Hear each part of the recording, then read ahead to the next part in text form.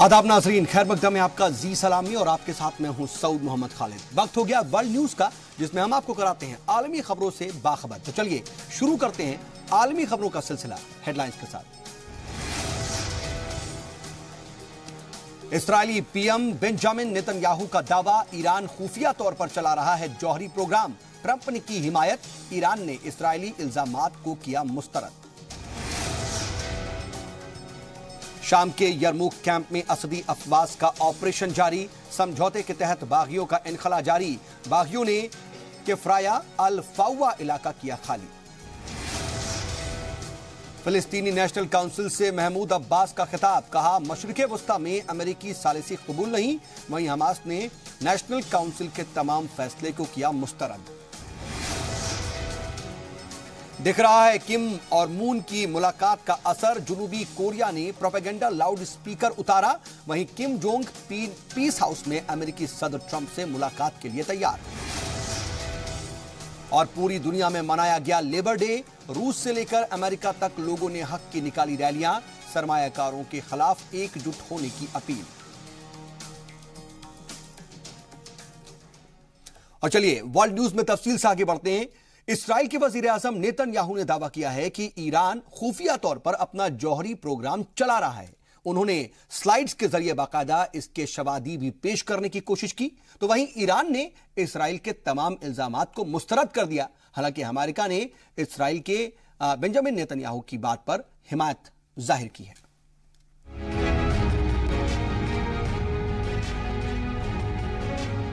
Israel ने एक बार Iran के जौहरी प्रोग्राम पर सवाल उठाए हैं। इजरायली वजीर आजम नेतन्याहू ने दावा किया है कि उन्हें ईरान के खुफिया जौहरी प्रोग्राम के बारे में नए सबूत मिले हैं। इजरायली वजीर आजम ने ईरान के जौहरी प्रोग्राम के बारे में वीडियो और स्लाइड की मदद से एक प्रेजेंटेशन भी दिया है। नेतन्याहू ने लाइव पावर पॉइंट प्रेजेंटेशन पेश करते हुए कहा कि उनकी हुकूमत को हजारों की तादाद में दस्तावेज मिले हैं, जिनसे पता चला है कि ईरान समझौते के बाद भी अपना जौहरी प्रोग्राम चला रहा है।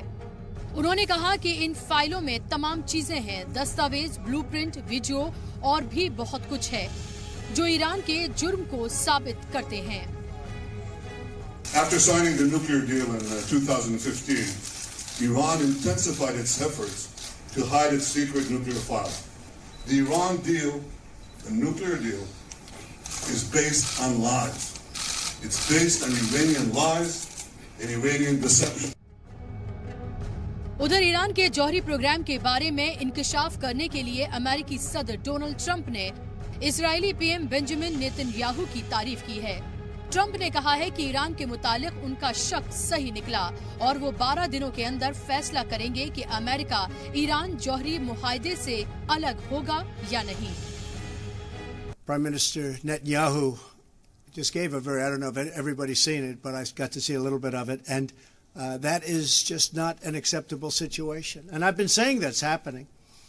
They're not sitting back idly. They're setting off missiles, which they say are for television purposes. I don't think so. So we'll see what happens. I'm not telling you what I'm doing, but a lot of people think they know. And on or before the 12th, we'll make a decision. वहीं Iran के वजीर खारजा जवाद ज़रीफ ने Netanyahu पर झूठ बोलने और धोखाधड़ी का इल्जाम लगाया है। उन्होंने कहा कि इजराइल ने फिर अपना रोना शुरू कर दिया है। आप कुछ ही लोगों को बार बार बेवकूफ बना सकते हैं। मैं पहले भी कह चुका हूं, अमेरिका जौहरी डील से दस्तबरदार होता है तो ईरान यूरेनियम की ज्यादा अफजोदगी का अमल बहाल कर देगा। वाज़ेह रहे कि इजराइल ने ईरान पर इल्जाम ऐसे वक्त में लगाया है जब अमेरिकी सदर चंद दिनों में ईरान जौहरी समझौते पर फैसला लेने वाले हैं। सदर ट्रंप को ईरान और आलमी ताकतें रूस, चीन, फ्रांस और जर्मनी के दरमियान हुए जौहरी समझौते की तौसीक 12 मई को करनी है, लेकिन वो कह चुके हैं कि मौजूदा सूरत में इस मुआहदे की तौसीक नहीं की जाएगी। दूसरी जानिब ईरान ने धमकी दी है कि अगर अमेरिका ने मुआहदा मंसूख किया तो इसके संगीन नताइज भुगतने होंगे। अब देखना होगा कि ट्रंप बातचीत का रास्ता अपनाते हैं या फिर कशीदगी का। ब्यूरो रिपोर्ट, जी सलाम। और इस मौजू पर हमारे साथ बातचीत के लिए मिडिल ईस्ट के एक्सपर्ट अखलाक उस्मानी साहब फोन लाइन के जरिए जुड़ चुके हैं। अखलाक साहब, बहुत इस्तकबाल आपका सी सलाम पर। जी शुक्रिया सर, अब इसराइल जो है ईरानी जौहरी प्रोग्राम पर सवाल उठा रहा है। नेतन्याहू का यह कहना है कि खुफिया तरीके के एक तरीके से ईरान बम बना रहा है तरीके से। इसराइल के इन इल्जामात में आप सच्चाई कितनी देखते हैं?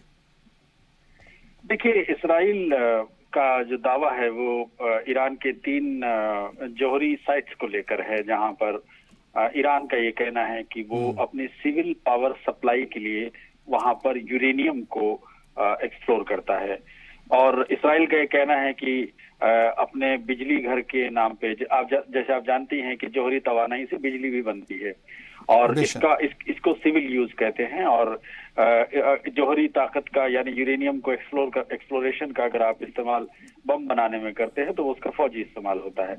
इसराइल का ये कहना है कि जो साइट ईरान आमतौर पर बिजली बनाने की अपनी साइट के तौर पे, प्रोजेक्ट के तौर पे दिखाता है, वहीं चोरी छिपे वो बम बनाने का काम भी करता है। और इससे खित्ते में जो पावर्स हैं उनका बैलेंस खराब होता है। ये वो मुल्क कह रहा है जिसका दावा है कि खुद उसके पास 4000 परमाणु बम हैं। इसराइल जिसके पास खुद के पास करीब 4000 जौहरी असलहा मौजूद है, उसको लगता है कि उसको खतरा है अगर ईरान इस तरह का कोई बम बनाता है। जबकि दुनिया की जो 6-7 जौहरी ताकतें हैं उसमें इसराइल का नाम है, नॉर्थ कोरिया, भारत, पाकिस्तान, रूस, अमेरिका। तो अगर इस लिहाज से देखा जाए तो ये 900 चूहे खाकर बिल्ली हज को चली वाली बात है। इस बात का कोई सबूत नहीं है कि ईरान नहीं, और वाकई इस्तेमाल होता है। और इन जो एनर्जीज का इस्तेमाल किन किन शोबे में होता है ये सभी जानते हैं। लेकिन सर, ऐसे वक्त में जब ट्रंप जौहरी समझौते पर बड़ा फैसला करने वाले हैं, बार बार इशारे दे रहे हैं, ऐसे बयानात दे रहे हैं, इसराइली पीएम का पावर प्रेजेंटेशन क्या बताता है? क्या ये दबाव की सियासत है? देखिए, मैं आपको याद दिलाना चाहूंगा कि यही नेतन्याहू थे जो आज से 3 साल पहले यूनाइटेड नेशंस के इजलास आम में इन्होंने बाकायदा कहीं से कुछ प्रिंट आउट निकाले, पता खुदा जाने वो सच्चे झूठे क्या थे, और उन्होंने बाकायदा कागजात दिखाकर ये साबित करने की कोशिश की थी कि ईरान के जौहरी प्रोग्राम में बम बनाने का प्रोग्राम चल रहा है। तो मैं इसराइल की तरफ से पेश किए गए किसी भी सबूत की ये कह के उसकी तस्दीक नहीं कर सकता कि अगर उनके पास में कोई प्रूफ है तो वो सच्चे ही हैं। वो चाहे पावर पॉइंट प्रेजेंटेशन दें या यूनाइटेड नेशंस की इजलास आम में उन सारे कागजात को दिखाएं। इसराइल की परेशानी को समझना चाहिए। ईरान पर दबाव आने की कोशिश यानी कि सर सीधे सीधे देखिए, ऐसा ईरान अकेला ऐसा मुल्क है उस पूरे खित्ते में जिसने, ये बहुत गहरी बात है, इसको समझा जाना चाहिए कि इसराइल अकेला ऐसा मुल्क है जिसने उस पूरे खित्ते में जो वहाबी पॉलिटिक्स है, जो इजराइल के साथ खड़ी है, उसके बरक्स एक शिया अलायंस खड़ा किया है। ईरान की बहुत बड़ी कामयाबी है कि अपने अलायंस में वो रूस को भी शामिल कर पाया, तुर्की को भी शामिल कर पाया, और काफी हद तक कतर भी उसके इन्फ्लुएंस में आ गया है। तो असल परेशानी इसराइल की ये है कि नॉर्थ में उसके सर पे तुर्की बैठा है, ईस्ट में ईरान है और साउथ में करीब कतर भी है अगर वो उसके खिलाफ जाता है। तो ये जो अलायंस ईरान की तरफ से बन रहा है, दरअसल मुद्दा ये है कि कल के दिन अगर, और यही खतरा नजर आ रहा है, चाहे वो इसराइल को चाहे वो अमेरिका को, इसराइल को नुकसान हो सकता है। हाँ, तो इस अलायंस के वो खिलाफ है और वो जानता है इस अलायंस की जान तेहरान में है। बेशक सर, लेकिन सर यूरोपियन यूनियन ईरानी समझौते को बचाने की कोशिश कर रहा है, जबकि इसराइल और सऊदी ईरान के खिलाफ प्रोपेगेंडा कर रहे हैं। अगर ये समझौता टूट जाता है तो इसका एक तरीके से आलमी तौर पर या फिर खास करके मशरिक़े वुस्ता की सियासत पर क्या असर पड़ेगा? देखिए, ये समझा जाना चाहिए कि ये जो जौहरी मुआहदा है इसे तोड़ने का सबसे बड़ा फायदा किसे होगा?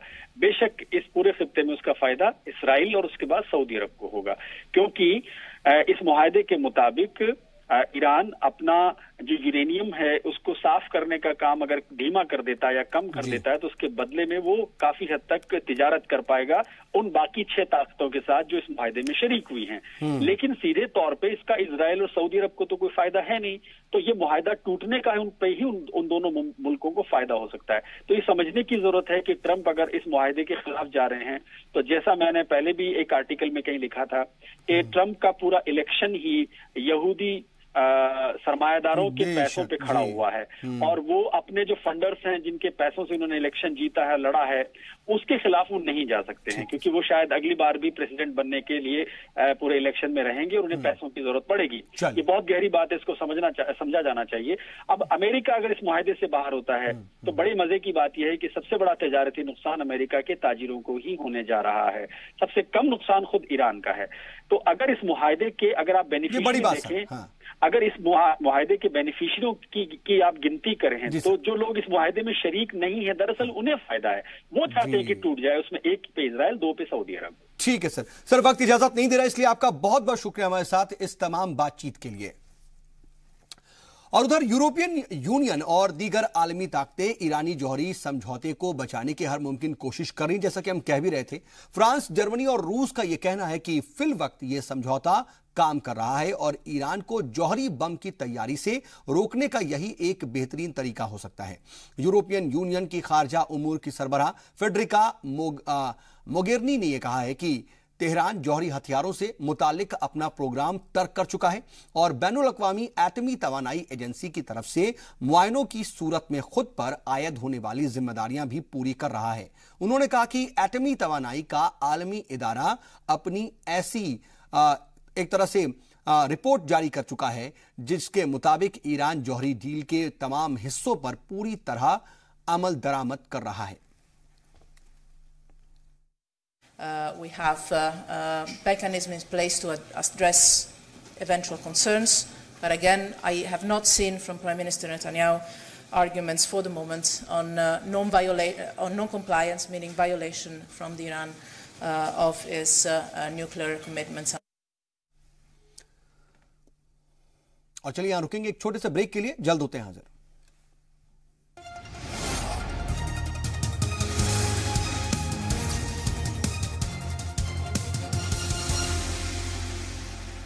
ब्रेक के बाद एक बार फिर से आपका इस्तकबाल है। खबरों के सिलसिले को आगे बढ़ाते हैं। शाम की राजधानी दमिश्क में मजाफाती इलाके यरमुक में बागियों और इस्लामिक स्टेट के खिलाफ असदी अफवाज का ऑपरेशन जारी है। यरमुक में कुछ इलाकों में झड़पों के बीच यह खबर आ रही है कि हुकूमत और बागियों के बीच समझौता हो गया है, जिसके मुताबिक शामी हुकूमत बागियों को इनखला के लिए सेफ पैसेज देने को तैयार हो गई है। ये लोग बागियों के कंट्रोल वाले इलाके इदलिब की जानिब कूच कर रहे हैं। वहीं बागियों ने किफराया अल-फौवा इलाके को खाली करने पर रजामंदी जाहिर कर दी है। वाज़ेह रहे कि यरमुक शाम में सबसे बड़ा फिलिस्तीनी पनाहगुज़ीन कैंप है। 19 अप्रैल से लड़ाई शुरू होने के बाद अब तक सैकड़ों लोग मारे गए हैं और 4000 लोग यरमुक कैंप छोड़ चुके हैं। बता दें कि दमिश्क के मजाफाती इलाके यरमुक में बागियों और इस्लामिक स्टेट के खिलाफ असदी अफवाज का ऑपरेशन लगातार जारी है। दो तस्वीरें भी आप देख रहे हैं वहां पर किस तरह के हालात है। बता दें कि कुछ इलाकों में झड़पों के बीच ये खबर आ रही है कि हुकूमत और बागियों के बीच दरअसल समझौता हो गया है और बागियों को बाकायदा रास्ता दिया जाएगा। इसके मुताबिक शामी हुकूमत दरअसल बागियों को इनखला के लिए एक सेफ पैसेज देने को तैयार हो गई है और ये लोग बागियों के कंट्रोल वाले इलाके इदलिब की जानिब कूच कर रहे हैं, यानी कि उस सेफ पैसेज की जो इजाजत दी गई है उससे बागियों का इनखला जारी है।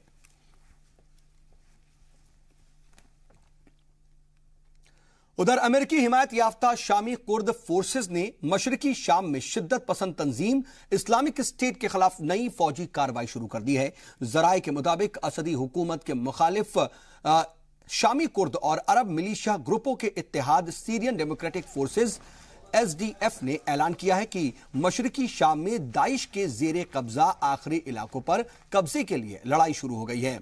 SDF नामी इस मिलिशिया इत्तेहाद ने इस्लामिक स्टेट के खिलाफ अपनी लड़ाई उस वक्त रोक दी थी जब जनवरी में तुर्क फौजी दस्तों ने आफरीन में इन्हीं कुर्द फोर्सेस के खिलाफ अपनी अस्करी मुहिम शुरू की थी।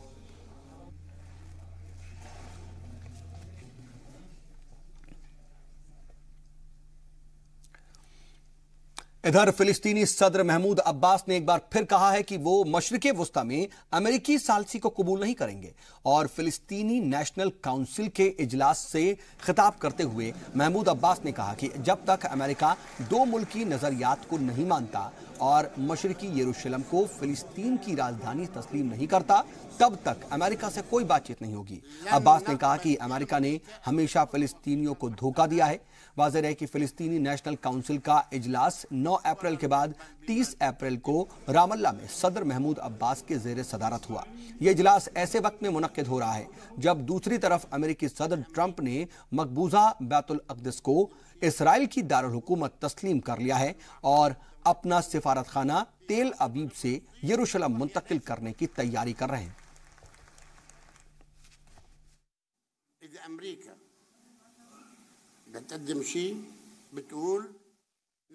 हमें ये डील मंजूर नहीं। अगर अमेरिका हमें कुछ देना चाहता है तो उसे 2 मुल्की नजरिए की हिमायत करनी चाहिए और मशरकी यरूशलेम को फिलिस्तीन की राजधानी तस्लीम करनी चाहिए। मेरा मानना है कि मशरिक़ वुस्ता की बातचीत में अमेरिका वाहिद सालिस नहीं होगा, नहीं तो हमें ये डील मंजूर नहीं है।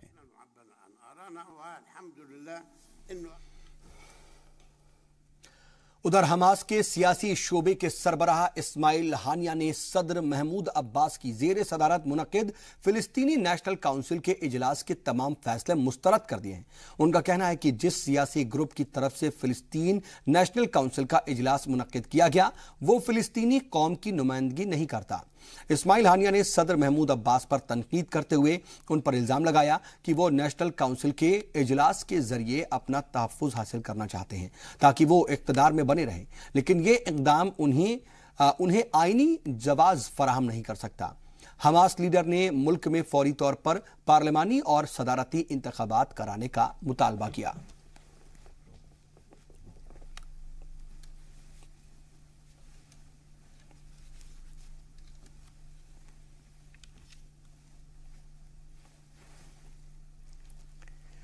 और इस पर हमारे साथ बातचीत के लिए मिडिल ईस्ट के एक्सपर्ट फिरोज मीठीबोरवाला फोन लाइन के जरिए जुड़ चुके हैं। सर बहुत इस्तकबाल आपका जी सलाम पर। हेलो जी फिरोज सर, क्या आप तक आवाज पहुंच रही है? जी जी पहुंच रही है सर, बहुत इस्तकबाल जी सलाम पर। सर ऐसे वक्त में जबकि गाजा सरहद पर फिलिस्तीनियों का कत्लेआम हो रहा है, फतेह और हमास के बीच कशीदगी, हमास का एक तरह से फिलिस्तीनी नेशनल काउंसिल के तमाम करारदाद को मुस्तरद करना दिखाता क्या है? देयर आर 2 इश्यूज, यहाँ 2 मुद्दे हैं कि एक तो जो पैलेस्टाइन नेशनल लीडरशिप में अभी भी अलग अलग स्ट्रेटजीज है टू डील विद जो नया सिचुएशन है, ट्रंप का जो जेरूसलम डिक्लेरेशन है जी, इजराइल का बढ़ती हुई जो कब्जा हो रहा है पूरे गाजा पे और वेस्ट बैंक और ईस्ट जेरूसलम पे जी, उस संदर्भ में जो जरूरत थी कि आज पैलेस्टीन लीडरशिप एक साथ खड़ी हो जाए। ठीक है, ये पैलेस्टीनियन स्ट्रगल की बदनसीबी है कि अभी तक ये इकट्ठा नहीं आ पा रहे। एक वो मुद्दा इसमें महमूद अब्बास, इस्माइल हानिया, ये सब की बहुत बड़ी जिम्मेदारी है कि वो एक साथ आ जाए और एक स्ट्रेटेजी बनाए। ये उनकी कमी आ रही है। लेकिन सर क्या महमूद अब्बास फिलिस्तीनी अवाम पर अपनी गिरफ्त खो रहे हैं और अपनी कुर्सी बचाने के लिए इंतखाबात कराने की जगह नेशनल काउंसिल से तौसी चाहते हैं? क्या सर? सर जो तस्वीर बन रही है, अगर हम उस तस्वीर को देखें तो क्या नजर आता है? अगर हम देखें, क्या महमूद अब्बास फिलिस्तीनी अवाम पर अपनी गिरफ्त खो रहे हैं और अपनी कुर्सी बचाने के लिए बाकायदा इंतखाबात कराने से बच रहे हैं? नहीं, सही बात है। एक्चुअली जो परिस्थिति बन चुकी है पैलेस्टाइन में, अभी जरूरत थी कि महमूद अब्बास जमीन पर उतर कर एक आंदोलन को लीड करे। हर आजादी के संघर्ष में जो नेशनल लीडर होता है जी, वो सड़क पे आके भूख हड़ताल करता है, लाठी खाता है, मोर्चे निकालता है। और महमूद अब्बास साहब रमल्ला में बैठते या जिनीवा में बैठते, मुझे तो ये लीडरशिप ही नहीं समझ में आती है पैलेस्टीनियन। ओके जी। और इस दौरान सिर्फ हमास की बात नहीं है जी, जो popular front for the liberation of Palestine है, जो PSLP है, जो एक लेफ्टिस्ट फोर्स है, मतलब वो ऐसा कर रहे हैं, लेफ्टिस्ट फोर्स है। ठीक है सर। एक्चुअली ये पूरे प्रोसेस में एक साथ नहीं आ पा रहे। ठीक है सर। सर वक्त इजाजत नहीं दे रहा, इसलिए आपका शुक्रिया कहना चाहेंगे। बहुत शुक्रिया हमारे साथ जुड़ने के लिए और इस तमाम बातचीत के लिए। और वक्त यहां पर एक और छोटे से ब्रेक का, जल्द होते हैं सर।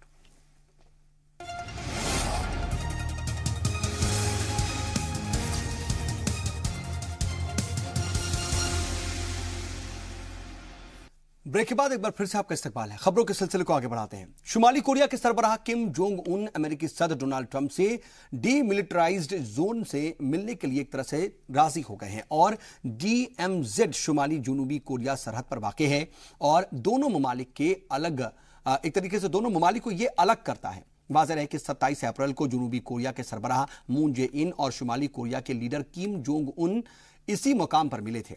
ज़राए के मुताबिक मून ने ही इस मकाम पर किम को ट्रंप से मिलने के लिए राजी किया है और एक आला अमेरिकी एहलकार ने बताया कि ट्रंप डीमिलिटराइज्ड जोन में मुलाकात के बारे में बात करते रहे हैं और उन्होंने इतवार को मून के साथ फोन पर हुई बातचीत में भी इसे उठाया था। ऐसा माना जा रहा है कि पुनमोनजोम को पीस हाउस में ट्रंप किम की मुलाकात हो सकती है। ट्रंप ने मीडिया को बताया कि डीमिलिटराइज्ड जोन में किम से मुलाकात को लेकर के वो पुरजोश हैं। उन्होंने कहा कि अगर चीजें मुस्बत रही तो वो बड़ा जश्न होगा और किसी तीसरे देश में नहीं होगा। ये शुमाली और जनूबी कोरिया के लीडरों के बीच कोरियाई बहरान पर बातचीत का असर अब दिखने भी लगा है। जनूबी कोरिया ने सरहद पर प्रोपेगेंडा के लिए चलाए गए दर्जनों लाउडस्पीकर को हमेशा के लिए बंद कर दिया है, जिनमें शुमाली कोरिया पर तनकीद करने वाली खबरें और दूसरी जानकारी नश्र की जाती थी। कोरियाई सिक्योरिटी अफवाज इन लाउडस्पीकर को खोलते नजर आए। जनूबी कोरिया के वजारत दिफा ने कहा कि हालिया समझौते के तहत यह कदम उठाया गया है। इस कदम का मकसद दोनों कोरियाई मुल्कों के बीच कशीदगी को कम करना है। वहीं शुमाली कोरिया ने बड़ा कदम उठाते हुए अपने मुल्क का वक्त बदल दिया। जनूबी कोरिया के साथ मुताबिकत रखते हुए शुमाली कोरिया ने अपनी घड़ियां आधा घंटा पीछे कर दी हैं।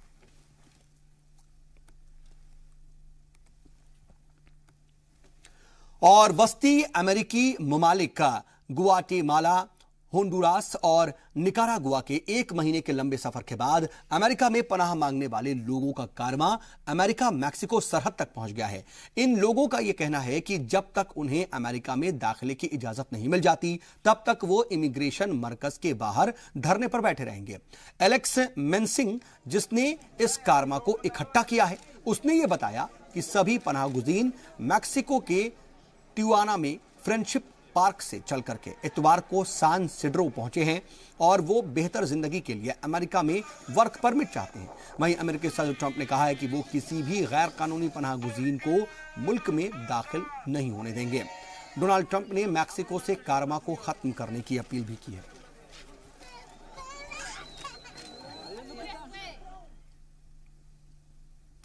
इधर अमेरिका के सदर डोनाल्ड ट्रंप ने कनाडा, यूरोपियन यूनियन और मैक्सिको से स्टील और एल्यूमिनियम की दरामद पर आयत किए जाने वाले नए टैक्स का निफाज मजीद 1 माह के लिए टाल दिया। व्हाइट हाउस की जानिब से जारी एक बयान में कहा गया कि नए टैक्स का निफाज 1 मई की बजाय 1 जून 2018 से होगा।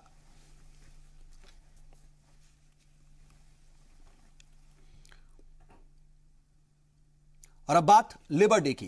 दरअसल आज बैनुल अक़वामी यौमे मजदूर है और अमेरिका से लेकर के ऑस्ट्रेलिया तक पूरी दुनिया में आज लेबर डे मनाया गया। जगह जगह मजदूरों, किसानों, मेहनतकशों ने रैलियां निकाली और अपने हक का मुतालबा किया। मुजाहिरा कर रहे लोगों का कहना है कि ग्लोबलाइजेशन के इस दौर में मजदूरों और मेहनतकशों का इस्तेहसाल बढ़ा है। ऐसे में लेबर यूनियन को एकजुट होने की जरूरत है ताकि काम के बदले सही दाम मिल सके। आपको बता दें कि साल 1986 से यौम मजदूर मनाया जा रहा है। इस दिन को मनाने के पीछे उन मजदूर यूनियनों की हड़ताल है जो कि 8 घंटे से ज्यादा काम ना करने के लिए की गई थी।